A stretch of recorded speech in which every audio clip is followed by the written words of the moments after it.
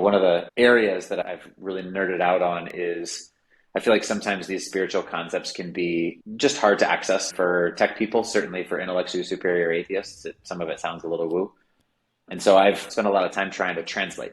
And I've found that there's some really, really useful tools to help understand the psychological development process that a person goes through. Mm. Buddhists did it through the stages of insight, but also Harvard did it through developmental constructivism. And they mapped out like the socially oriented self, the self-driving or self-creating self, and then the self-transcending self, right? And so they've sort of mapped it into these three stages as well. Spiral dynamics was also out of Harvard in a similar time frame. Integral theory, uses a different set of names and nomenclature for that linear sort of progression of human consciousness from when you're very, very small, everything is subject. There's no even such thing as a difference between me and mom, all the way up to non-duality, awakened people, where it's all non-dual. So I found that those tools can be super useful in terms of translating it into the tech world. And we are live. Hello, everybody. My name is Wei Ting. I'm the host of Founder Meditations. Today, I'm so excited to welcome Ryan Vaughn with us today. Ryan, welcome. Thank you. It's really nice to be here. Thanks, Wei Ting. It's nice to see you again. Yeah, it's great to see you. So Ryan is a 3-time startup founder and CEO. After he sold his last startup, he became a executive coach at Inside Out Leadership. And I'm very excited to have Ryan with us today.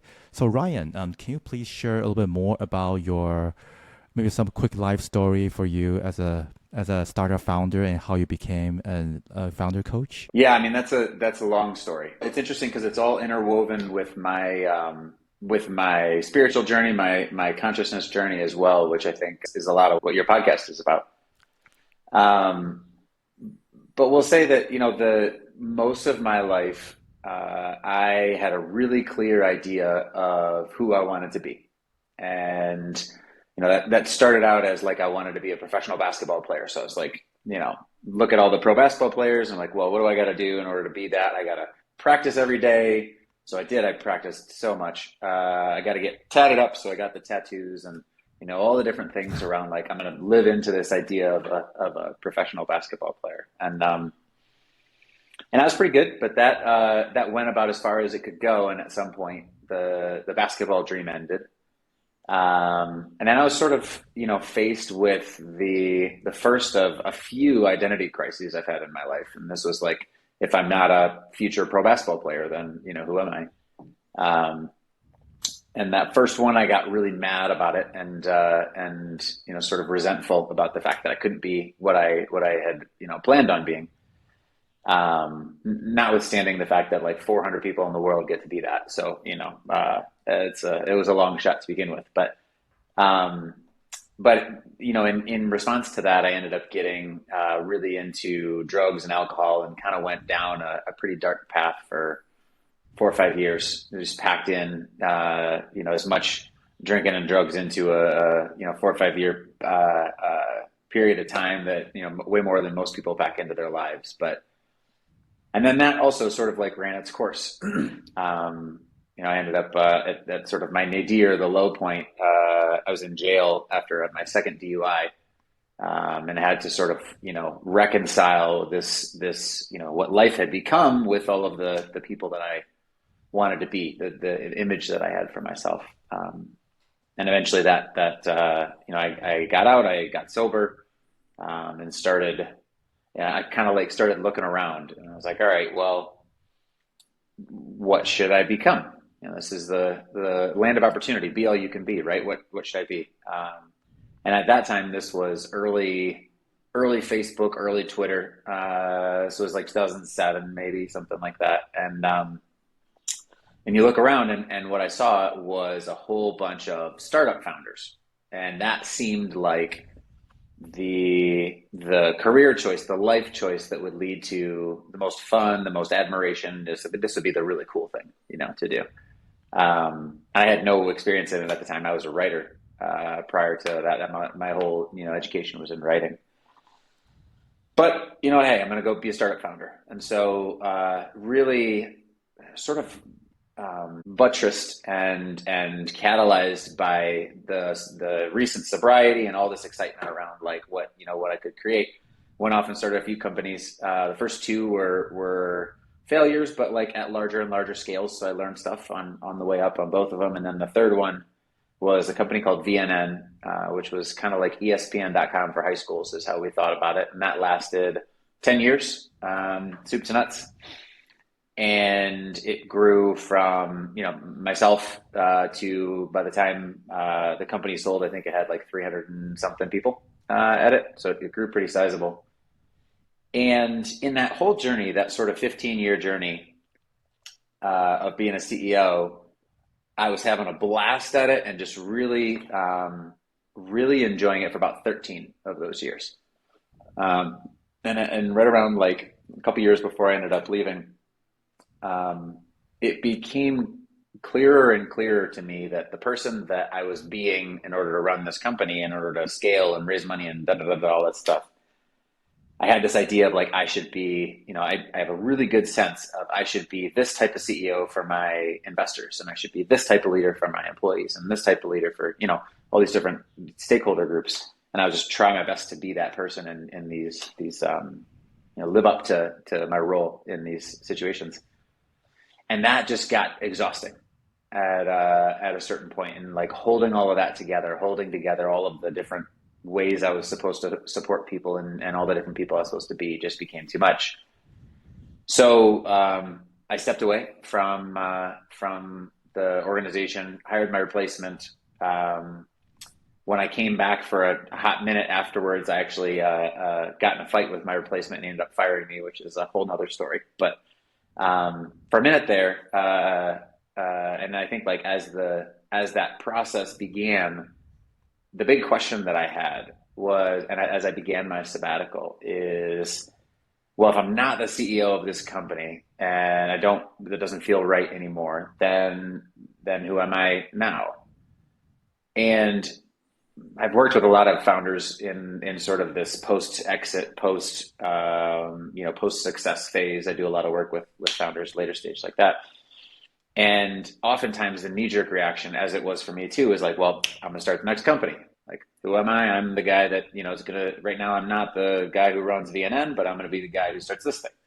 Ba-boom, and, off you go. And that was so natural for me. And I actually started a company right afterwards, but that felt weird. So I ended up not doing anything with it.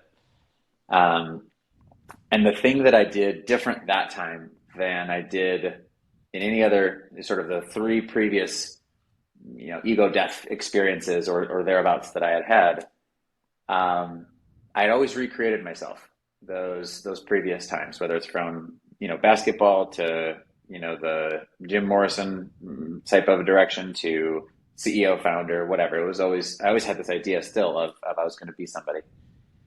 And after leaving my company, I didn't recreate myself. I sort of, took the time, which was a lot of time. I was gone for about 18 months, but I took the time to get comfortable just being Ryan. Not Ryan, the guy who's building la la la la, or Ryan, the guy who scaled la la la, or Ryan, the guy who raised this much money, or whatever, any of those things, those ways that I had buttressed my identity with my accomplishments, but just Ryan. And that was really uncomfortable at first. You get all these questions from people like, well, so what's next, man? What are you building next? That sort of thing. And that happens constantly. And I just, again, had to get comfortable with, I don't know. Right now I'm just kind of exploring. I really like these things. I'm spending time over here, and yeah, I'm just me, just here. And job one at that phase, this sort of interweaves into the whole spiritual journey, was become comfortable with that and let go of the ways that I had been making myself better or more important or more impressive with my career. Decouple those things. And then out of that, just sort of resting space, I got a sense, sort of a felt sense, that what I should do is I should go back to writing. And that was the first time I had written in 15 years, because I had been off making something of myself. So I went back to writing, didn't write about anything in particular, just kind of started writing and publishing. And that eventually led to writing around leadership and the startup journey, which led to clients that wanted to work with me. And before long, I'm coaching people. And that sort of, what historically had been very much a vision-led process around, this is my vision for who I want to be, and I'm going to go become that, shifted into much more of an emergent process, where it's like, I'm not going to try to be anything. I'm just going to be here and try to listen for what wants to come through me today.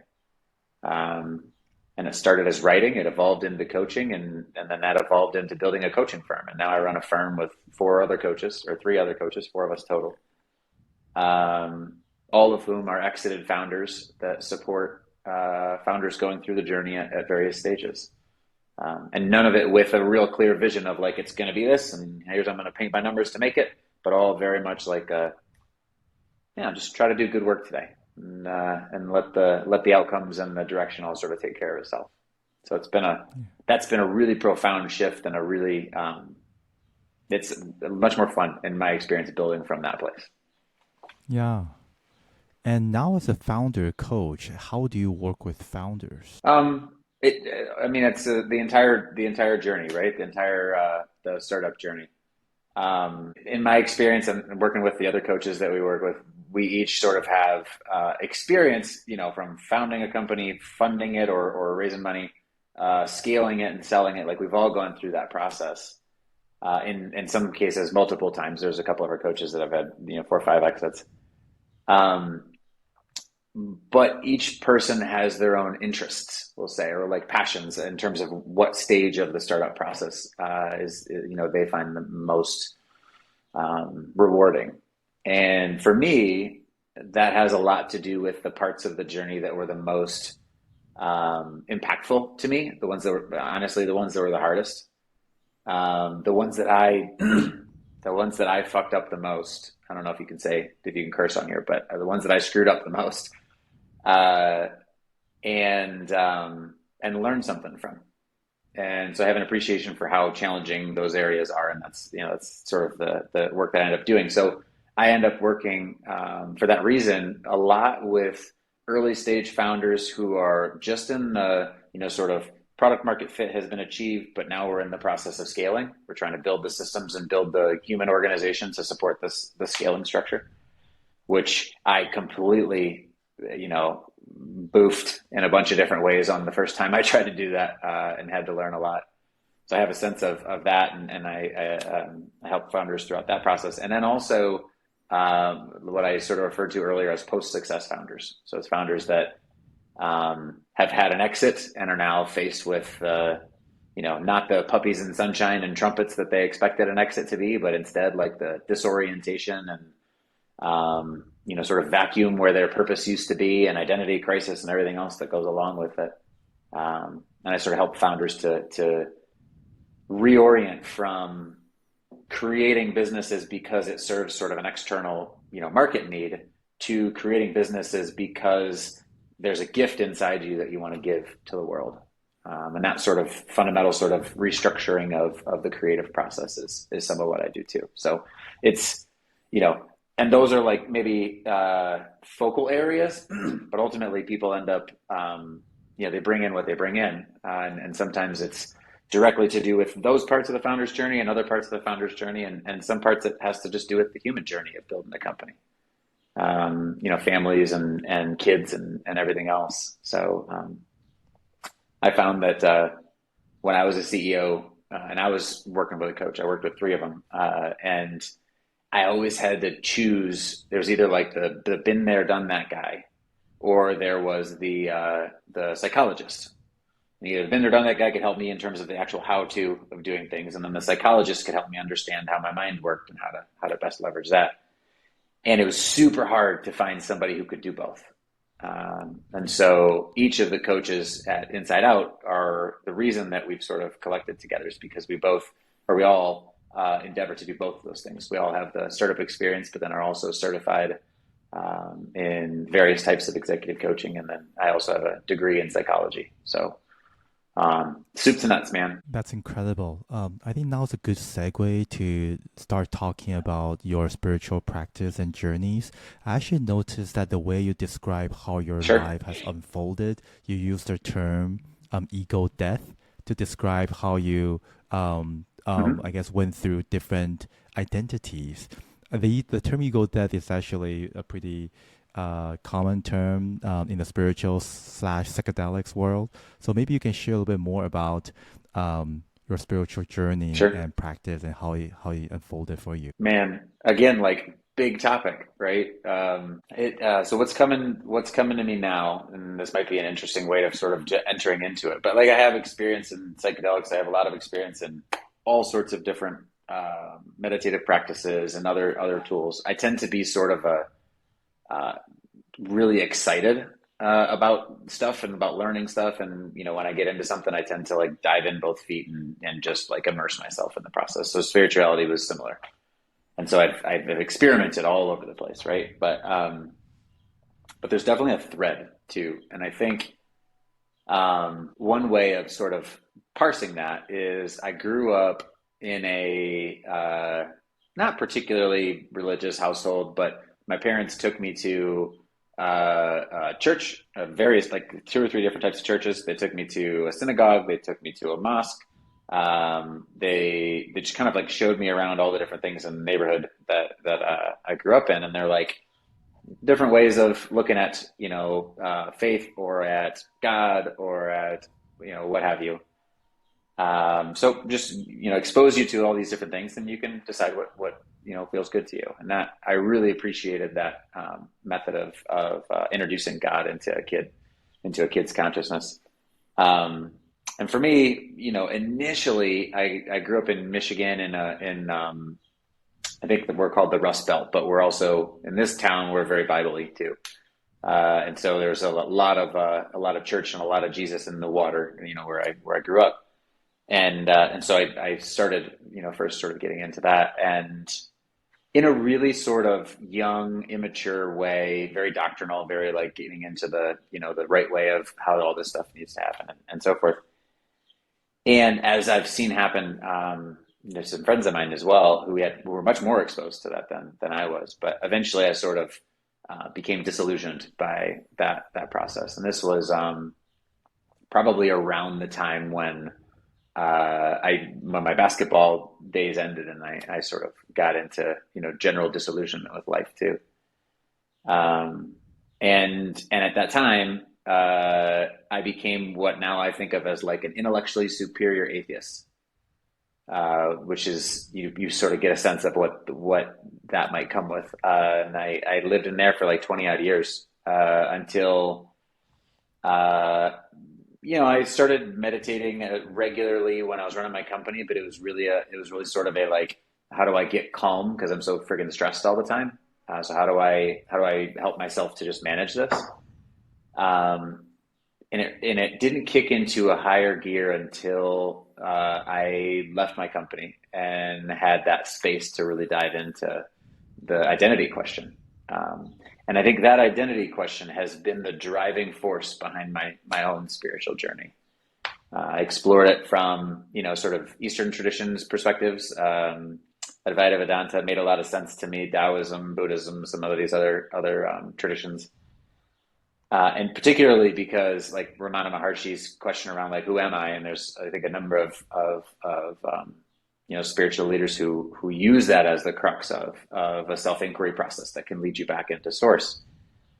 Um, and and I think my experience. I started to I got my first taste of that through meditation, through first taste of like non-dualism through meditation, reinforced that through psychedelics, started studying really deeply in some of the Eastern stuff, and like kind of again I jump in with both feet and really really went there. But then interestingly, like I found that my experience as a white guy from America is getting into the Buddhism, Taoism, some of the Eastern traditions. It really appeals to the logical part of me way more than some of the stories, and the metaphors do in some of the Western traditions. But it doesn't feel I feel a little bit like an outsider entering into that because I didn't grow up in that sort of that sort of tradition, right? And so these days, while I continue to, sort of my meditative practice is built around shikantaza, which is like a zazen meditation, and a lot of it's around choiceless awareness and this question of who am I, and trying to anchor my seat of awareness in non-dualism as opposed to dualism or witness consciousness. But in the meantime, I find myself also now pulled back into it. Really surprise plot twist.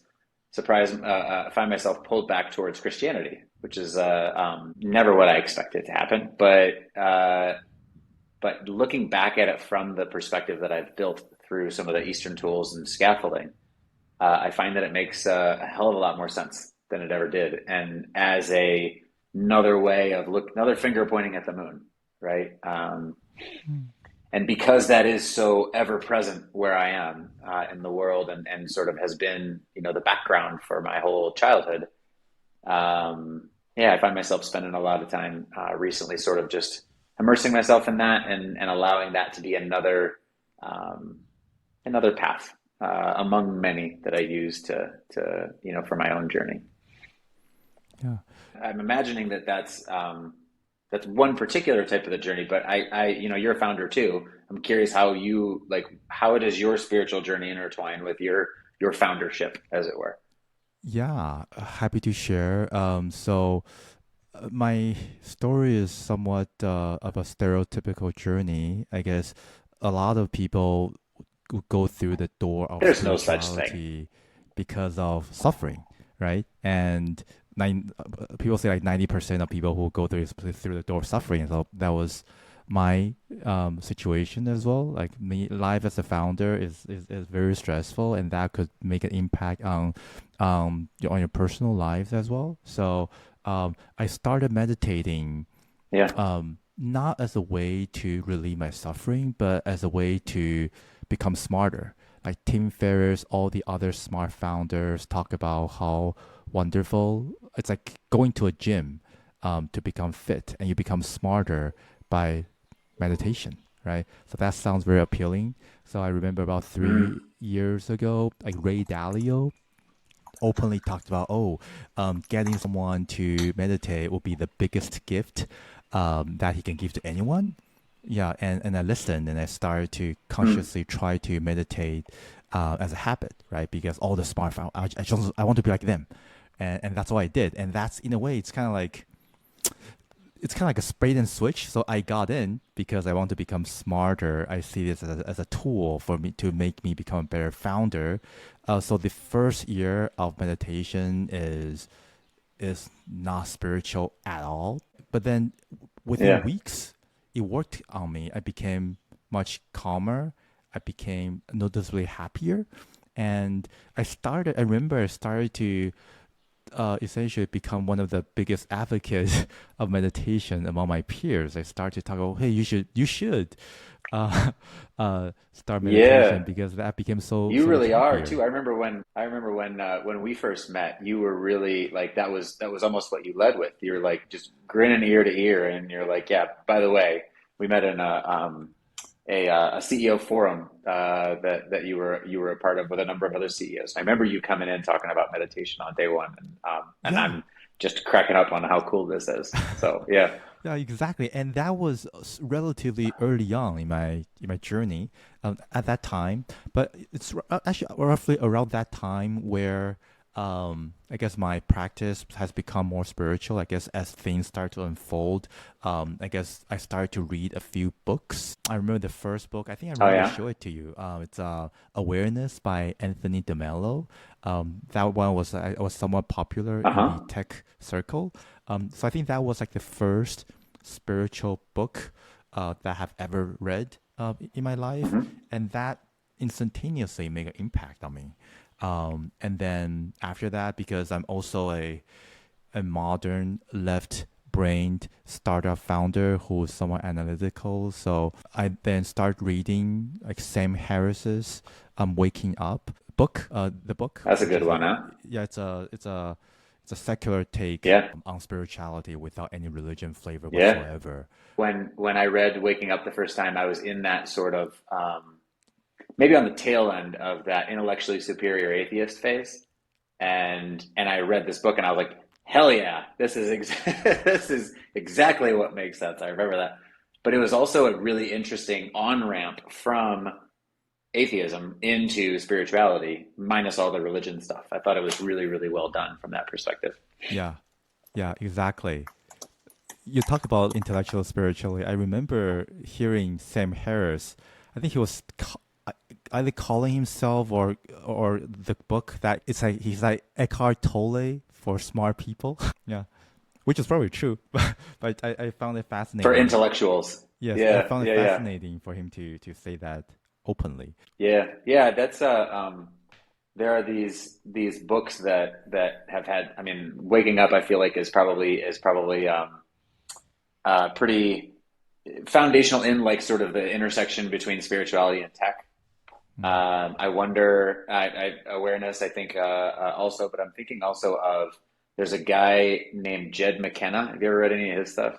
Yeah, he's about psychedelics and mushrooms. Is that? Uh, I'm thinking of, what is that?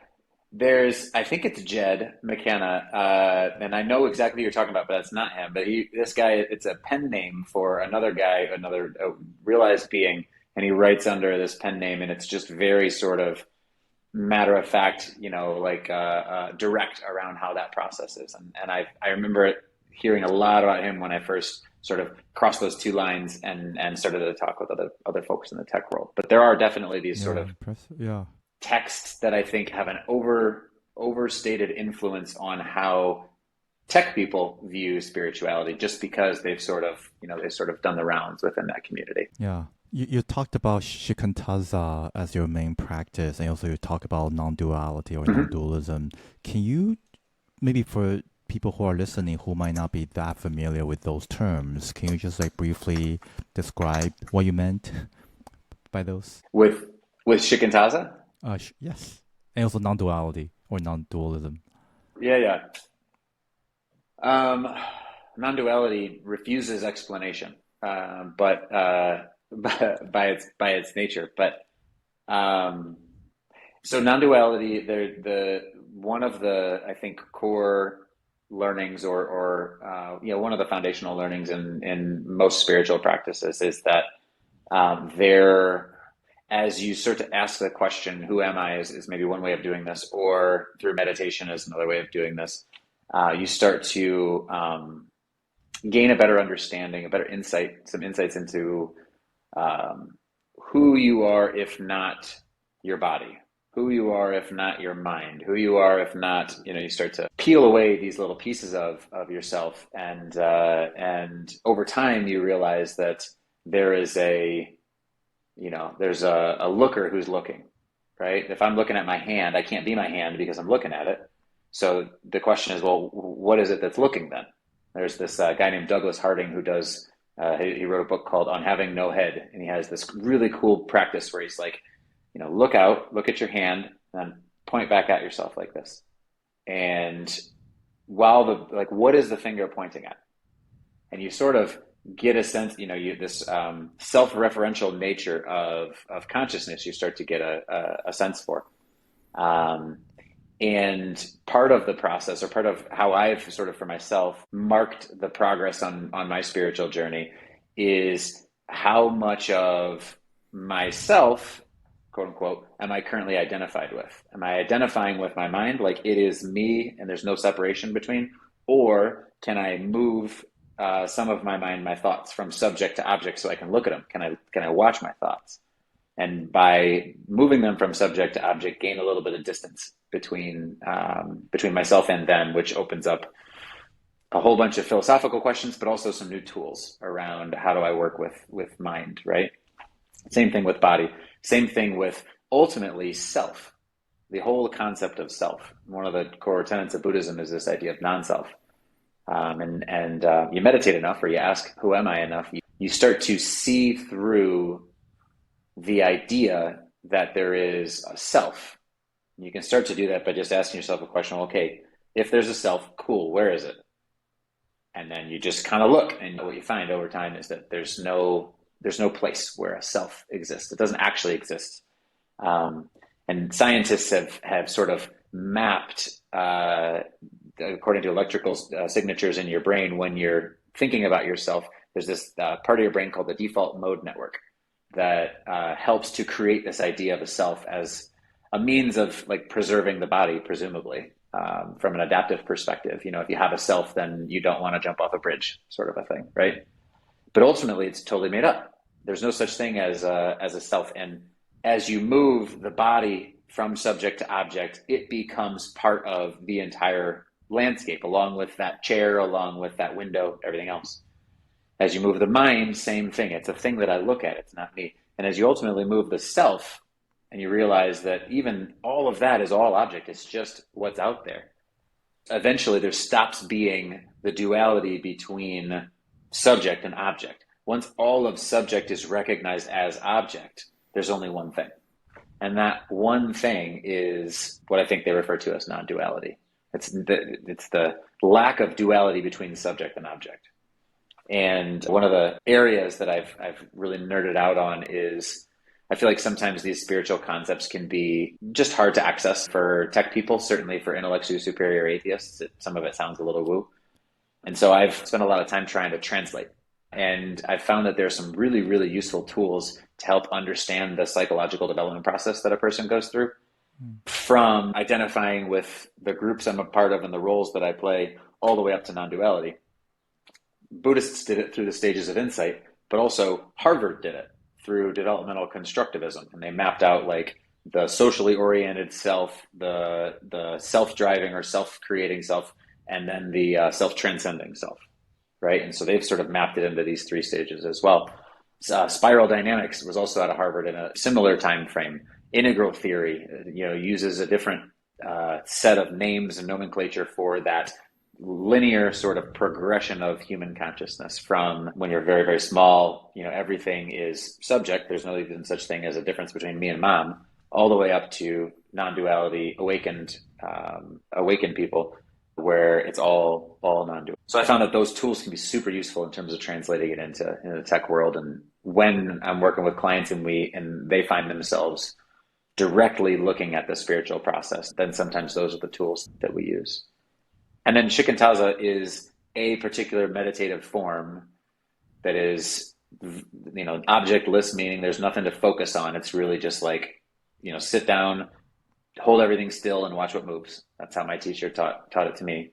And then, there's more details to it, but I found that it to be the most useful for me method to access that type of consciousness and to actually do the work of solidifying, whether it's non-dual consciousness or witness consciousness, into your daily life, so that it's not just I'm on the cushion and I'm meditating and I have an experience while I'm meditating, but also that meditative experience extends throughout the rest of life and changes the way that you interact with your life in the world. So I've spent, 15 years on it at this point, pretty much daily. I did some like 4.5 hour crazy sits where my legs about fell off. And then a whole bunch of small ones, and I've really enjoyed it. Do you also do shikantaza on a moment by moment basis off the cushion, even like right now? Yeah. That's it. That's what I mean in terms of the integration. Is it's the experience of it is, I think, a word that might gets close to the experience of it is it's like an experience of surrendering everything, surrendering your plans, surrendering like. I enter on this podcast, and there's a part of me that's like, oh, I better prep. I better make sure that this is like locked in, and I say the things I want to say, and what result do I want to produce? Blah blah blah blah. Mind can do a bunch of interesting things like that, and if you think about practicing shikantaza, it's the actual act of it is recognizing, oh, look at all that stuff that mind is doing. Isn't that interesting? Nothing for me to do. It doesn't have much to do with me. It's just mind doing mind stuff. And with that recognition that this is, again, subject object, and then maybe with the question of like, well, who is this I that wants to do so well on a podcast anyway? You start to develop that distance, and you start to I mean, for me, your whole nervous system relaxes, and you end up showing up to the moment very differently. Incredible. So I'm just curious, with all these insights and experiences that you had, how do you work with founders or executives as clients? Do you also try to get them to meditate? How does that look like? Yeah, I mean, the meeting one, we're like, do you have a meditative practice? Sometimes I have to sell it, and when I have to sell it, I'm selling it on like, it'll help us with our work. It'll help you to gain some context over the thoughts that you have and how they're driving your behaviors. And your behaviors are the thing that are creating idiosyncrasies or log jams within your company. And so this is like the process that we're going to use. Sometimes I have to sell it. Sometimes I don't. Sometimes they already have that sort of a practice. But so much of high level leadership work starts from the realization that your company is a reflection of your consciousness. And just to say that a different way, the way that your company operates, the way that the people inside your company operate, the types of relationships that they have with each other, the productivity that they have, or the reactivity or politics or whatever the company looks like is a reflection of the leader's consciousness in some really real ways. And that's often hard to see at first until you start paying attention to how your consciousness is showing up in the world, how you're showing up in relationships with people. The way that like, this meeting is not that important, so I'll be 5 minutes late, whatever, actually communicates something really important to your team, and among other things, tells them that like, well, I might just be 5 minutes to this thing. If that person's less important than me, then, so who cares? And that sort of thing can spread, pretty significantly.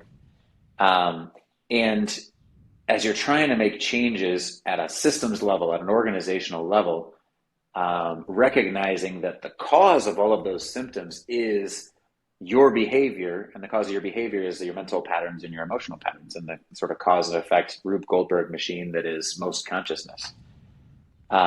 Meditation is the unlock, or the the microscope that allows us to look at actually what's going on under the hood, so we can be conscious of, here's how I'm creating this result. Here's how I'm making my team have a bunch of politics. Because I have a tendency of, when somebody says something, doesn't get their job done, I just sort of like do it for them. And then I'm like, just resent them for it, but I don't say anything. Now, all of a sudden I have all these politics in my organization, and the fix to that, or the way that you address it, is by, in the moment of somebody saying something, or somebody not getting their job done, acting differently. And instead, in this case, maybe holding them to account, or having a conversation around like, this won't work. And now all of a sudden we as an organization have a problem. How are we going to solve that? Which brings up, for most people, all sorts of different, most people want to be nice. Most people want to be liked. Most people have sort of a conflict avoidance default. But that's an interesting example around how conflict can actually create a safer environment for your organization, and avoiding conflict in that way, or just like, shoving it down, can lead to a very political organization. And meditation becomes the tool and the framework where we can explore all of these things and start to be more conscious about them, or at least it becomes one of the tools. I'm curious, for the founders that you work with, what do the landscape look like? Do most of them have a interest in meditation? Have you ever worked with anyone who have absolutely no interest, who are very mind identified? You have to like convince them and basically meet them where they're at? For sure. Yeah. I don't know this for sure. I have a sense from, working with the other coaches at our firm, and then just, kind of knowing other coaches, that I probably, bias a little bit toward mindful leaders. Maybe not even a little bit, maybe a lot of it, just because of, who I am, and the fact that I'm pretty, public about my spiritual journey, and how that interplays with leadership. So, according to the lenses that I'm using. And so in my case, it's pretty common, certainly more common than not, that somebody has, in addition to a desire to grow and scale an organization and have an impact in the world through their startup or through their organization, they also have a identified interest in deepening their connection with themselves in understanding what life is about and how they can grow an organization, grow a great organization in the context of a great life, as opposed to just great organization and then all the other stuff is I'm willing to sacrifice it at the altar of being successful, right? Sometimes I'll still run into that founder who's like, fuck it, I don't care. I just need this to work, and I'm willing to do anything else, sacrifice anything else to make this thing happen. And then there's a lot of Miyagiing, sort of you got to meet somebody where they're at and help them to kind of discover on their own the way that their beingness impacts the results that they get in their organization. And what happened for me is that, I started very much in the space of I'm just going to make this thing successful and I don't care about anything else.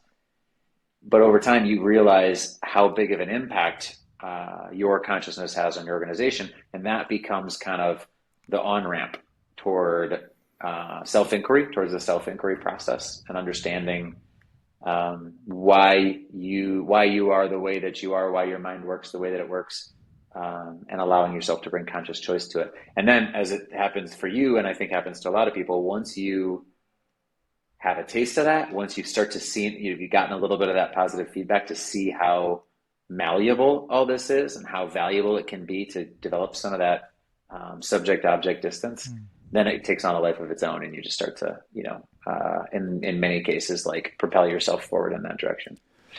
Are there any practical resources that you find yourself recommending to founders? For example, any books, practices, YouTube channels, anything that might be interesting for founders to look into? Mm-hmm.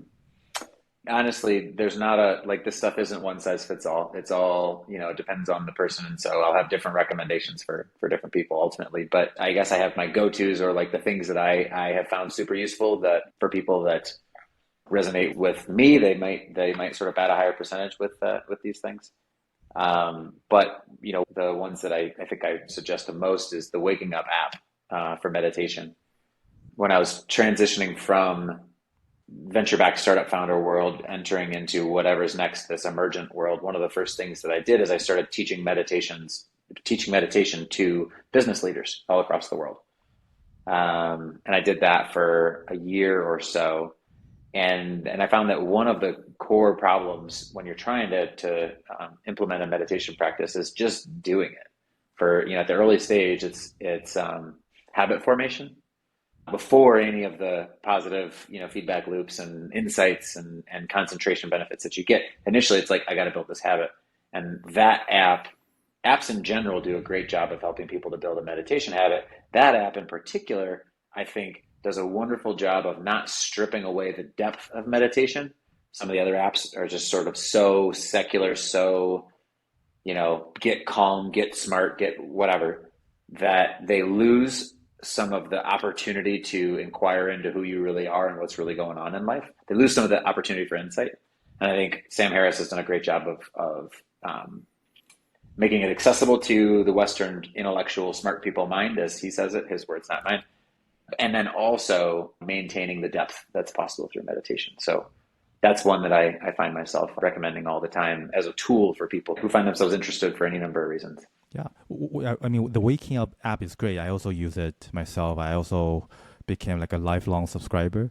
So I bought like the lifetime access as a gift to my brother like a few years ago. Yeah. And there's actually a lot of well-known tech founders who are happy users. For example, Jason Fried from 37 Signals /Basecamp. I think he's also a heavy user of Waking Up. So it's nice to see all these intellectually superior founders find Waking Up to be helpful. So I say intellectually superior to make fun of myself back in the day. Yeah. I'm certainly way less than I once was, but I empathize with the idea, sort of the listening of the tech world is often so keyed toward optimization and toward the left brain. Maybe it's this way. So keyed towards the left brain that it's, you have to know who you're talking to and you have to be able to translate in that way. The other resource that I've personally found transformative was there's a guy named Michael Singer. Yes. You ever heard of Michael Singer? Yes. In fact, I'm reading his book. So he wrote this week actually. Which one? The Untethered Soul. Which one? The Untethered. Yeah. So Untethered Soul is the one that he's the most famous for. I don't know if you've read, he has another one. It's his autobiography called The Surrender Experiment. And the surrender experiment, in my mind or in my experience, um, that one changed my life. Really, really brilliant book. It's his autobiography. He details how he went from a yogi in the woods, and then through this process of surrendering. The process he went through is just whatever is going on in my life, I'm going to let go of what I want, let go of my plans, my hopes, my dreams, my likes, my dislikes, my fears, like just let go of all that stuff. And just in this moment, look at what is life asking of me, and how do I, what do I want to do? Like, how do I do that as faithfully as I can? And then just see what happens. And what ended up happening was he went from a yogi in the woods to running two public companies, getting invested by the FBI, like this crazy, wacky story. And it's again, like, I think hits this intersection between, tech, this world of like, oh, public companies, da da da, that's impressive, and the method of surrendering and how powerful that can be. So for somebody that's interested in that part of the journey, I think that's a tremendous book too, and a great starting point. Yeah, thank you. Let's switch gear a little bit and maybe let's talk about authenticity. Why do you see authenticity Sure. as something that's very important? And can you talk more about it? Why do I think authenticity is important? I mean, I find that, like, immediately upon hearing that question, I have a visceral, well, of course it is, sort of a thing. And it's almost like there's like a moral bent to it. Like, you should be authentic. But if we just let that go, because I'm not sure I buy that. In my experience in leadership, I was pretty inauthentic for a long time. I had a sense of who I ought to be for this person and this person. And then I went around and tried my best to be that person. And that, I think, did for me lead to a whole bunch of suboptimal results. One of the core ways that I think this can kind of backfire is there's a lot of pressure and a lot of systems of supporting people in telling investors what they want to hear. If you're raising money, there's a way of raising money. There's pattern matching that investors do, and you could tell yourself a story that it really benefits you to speak in this type of a way and dress in this type of way and be this type of a person in order to raise money, because that's what those people look like, right? Or that's what they appear like. And that's why I wore like button-up shirts and didn't have a beard or anything like that while I was in the CEO seat. It was some weird idea that was going to be useful. But ultimately, when you set the stage, this is one example, when you set the stage for a relationship with an expectation that's not true, with an expectation that you said is not you, it's like, I'm speaking this big game around this is what the startup's going to be and stuff like that, then you create a foundation that's just generally fragile for that relationship. And no matter what the inauthenticity is, that creates this fragileness of in this relationship. Whether I said something in the fundraising process that was like mostly true, but kind of maybe a little bit fuzzy, or anything else under the sun, now in that relationship, I have to protect it. I can't talk openly with you. I have to pay attention to, now I have to make sure that I'm protecting this other thing that I said that one time. Or I have to make sure that he feels this particular way about me because he needs to think that I'm competent.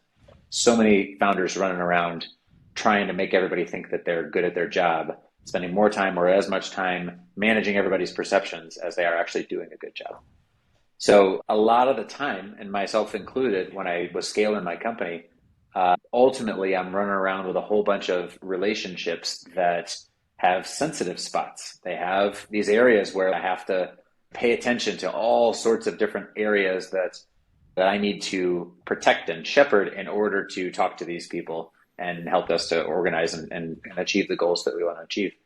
And that takes a hell of a lot of bandwidth, managing all those aspects of those relationships. Oftentimes, there's a lot of work associated with dealing with all of those things that you've created for yourself, all that relational cruft. Sometimes that can be pretty painful work. But on exiting my company, I had the opportunity to just wipe the slates clean and just kind of be real raw and honest with everybody about stuff. When I was fired from my company, the CEO that fired me he's like, as a matter of course, he's like, how do you want us to tell this story? You've been here for a long time. We could say that you just wanted to leave. We could say that, you're moving on to da da da da. He's like, and for him, it was a courtesy. It's like, how do you want the world to see what happened in this case, right? And I had an opportunity at that point to tell the best story and have that be like what everybody thought, right? And I'm so insanely grateful looking back that I didn't. And at the time, I was like, no, I want to be honest. Call it what it is. We don't get along. You're firing me. That's what that is. So initially, I was pretty scared. Initially, like, what are people going to, how's that going to impact my career? How's it, la, la, la, all the stuff that I can tell myself. But ultimately, what it ended up doing is freeing up a whole bunch of my mind space. And in terms of like, I don't have to think about that anymore. And now I can have open and honest conversations with people about myself and about like how things happen. But it also like dropping to that level of vulnerability, particularly sharing something that is vulnerable, has been the cause of a lot of really great relationships that I've formed over the years since.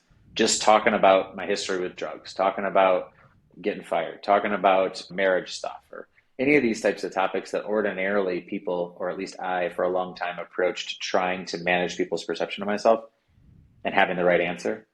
By being authentic, authenticity has been the cause of a lot of the closest friends that I have in my life, many of whom have entered into my life.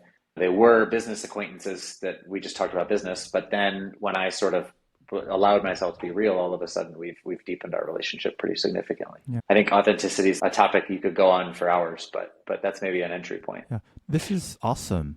I found myself, my personal observation is that the ability to be authentic and vulnerable is directly, how do I say this, negatively correlated to how strong of an ego that you still have.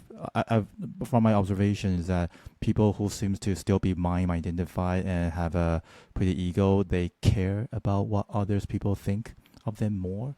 And hence, because of that, they are still clinging onto this false image of themselves that they are afraid of showing any weaknesses to the world. Is that also something that you observe from the clients that you work with? Yeah, I mean, I think from one perspective, for sure, I think there's probably some correlation there. But I think it's equally possible to have a really strong ego around being vulnerable. And I could become the vulnerable guy, and I could show up, giving me all this stuff and going into this, but then really that's what I'm creating for myself. I'm creating this persona and this ego identity of the vulnerable guy. That's what Chogyam Trungpa used to talk about as spiritual materialism. It's this idea that anything, including the spiritual journey and spiritual tools, can be used either to deconstruct the ego on the spiritual journey or to support and buttress the ego just as easily. So I think as you're on this journey, it's pretty important to be intentional and aware of your motivations and be honest with yourself, because that's a tricky bastard sometimes. For any other founders who may not have the chance to work with you yet, is there any small practices or tools or any visualization techniques that you can recommend founders to try at their leisure time to be happier and more productive?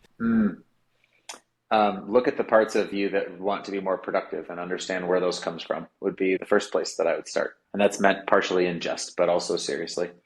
I've put together a series of resources that exist on our website, which is leadinsideout.io, that are various tools and techniques that are useful for this, from an examination of IFS, internal family systems, to neuro-linguistic programming, to various types of meditation. So there are a lot of resources that we've compiled that can be useful. But if I were, as a general starting point for people who have some amount of experience with meditation but are looking to deepen their practice and deepen their spiritual journey, I think that's a great place to start with Shikantaza. And the instructions for that are really simple. There's a Shikantaza, a Zen master studied in the Suzuki and Trungpa lineages that lives like a half hour from my house. So I just happened to be right next to this guy. And I studied with him for a while. His name's Sokuzan. He's a really cool dude. And his instructions for Shikantaza were really simple. So I can even tell you to you right now. It's sit down. The ideal form is cross-legged, a couple feet from a blank wall and stare at the wall. You keep your eyes open, which helps with the translation from cushion to life, because you live your life with your eyes open, right? So you have your eyes open, staring at the wall, and you hold everything still. All the parts. You hold your body still. You hold your mind still. You hold everything that you can hold still, and then just pay attention to what moves. And what you learn is immediately how little things we have control over, how little we can actually hold still, how much of it's out of our control and is just kind of running in the background. Your heart beating, your eyes twitching, your breathing, your mind going, all these different types of things. And as you're holding all these things still, there's nothing to fix or change about the fact that your mind's moving. It's just the noticing that this is all happening that is the practice itself. And so sit down, hold everything still, watch what moves. And you'll notice the things that are moving. And then what you'll further notice is the way that you react to those things, which is an automatic pattern as well that you don't have control over. And you'll react to them in one of three ways, predominantly. The first way is you will be attracted to it. You'll want more of it. So you have like a good feeling in your chest or something like that. Like, hell yeah, this is great. Or a good one is like, ooh, this meditation's going really well. And you'll be like, yeah, like, you get that sense of, yeah, I really want to go towards this. So that's one reaction is sort of this craving reaction. The other reaction is aversion, which is, oh, this meditation sucks. It's going the wrong way. Like, I got to do something different. What's wrong here? Or I have a thought that I don't like, and so I'll push away. That's number two, is aversion. Or the third one is I will look away and I'll distract myself.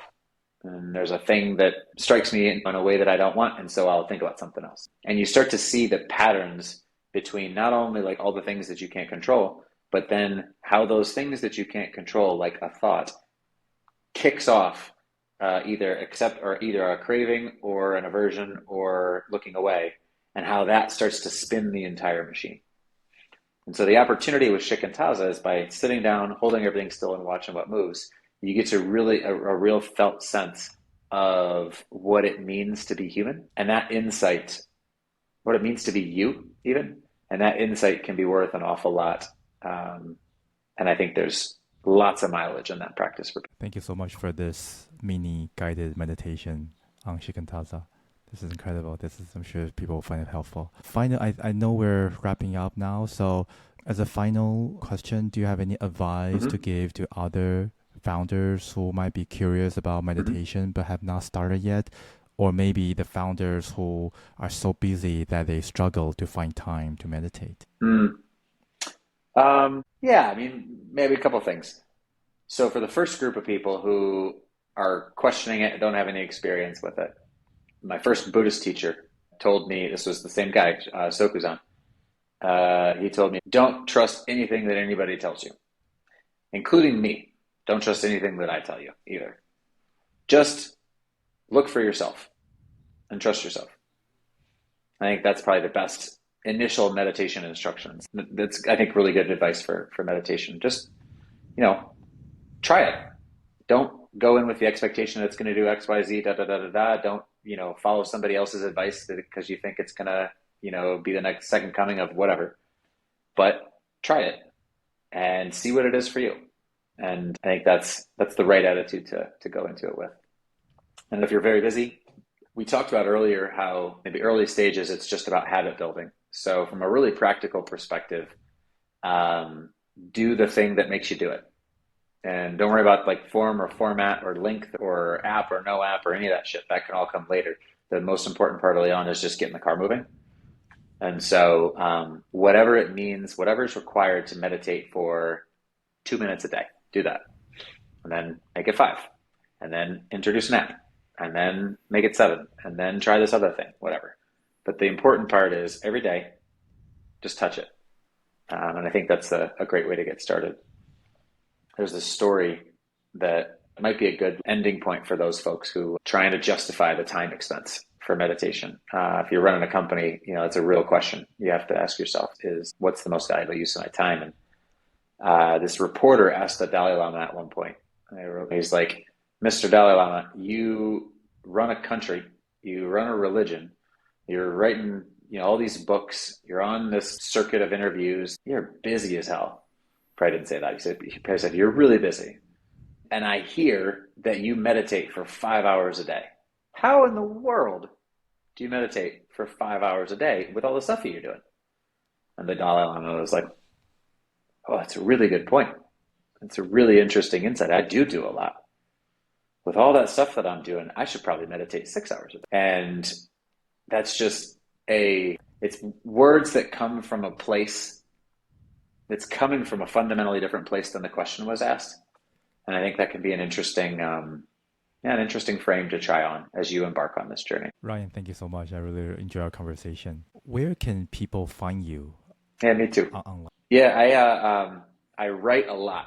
So a great way to stay in touch and is to you can subscribe to our newsletter. It's at leadinsideout.io. The newsletter itself is linked there, or you can go to leadinsideout.substack.com, and that's where the newsletter is hosted. And I would absolutely love anybody that's listening to this. I would absolutely love, one of my favorite things of writing has been the people that I get to meet and the conversations that I get to have, and as a response to some of the topics that we explore.